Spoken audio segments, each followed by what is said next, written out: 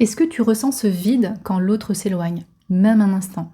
Est-ce que tu paniques quand un message reste sans réponse? Est-ce que tu t'épuises à donner, à prouver ton amour, à montrer que tu es assez? Et au fond, tu vis avec cette peur constante d'être abandonné. Eh bien, si tu t'es reconnu dans ces sensations, reste avec moi, parce que ce que je vais te dire pourrait bien être une clé. Ces réactions, elles ne viennent pas de toi aujourd'hui. Ce sont les échos d'un vide qui sont bien plus anciens.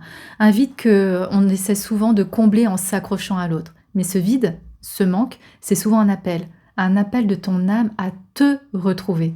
Ces émotions intenses, cette peur de perdre l'autre ou d'être abandonné, ce ne sont pas des faiblesses, ce sont des signaux, des appels intérieurs. Ils te montrent que quelque chose en toi cherche à guérir. Et parfois, ce sont des blessures qui sont très très anciennes.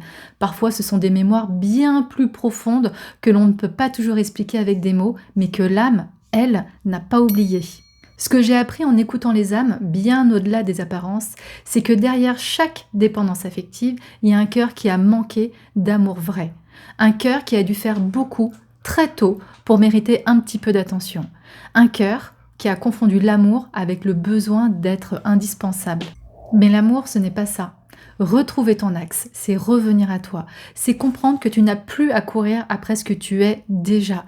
Et ce chemin, il ne se fait pas seul.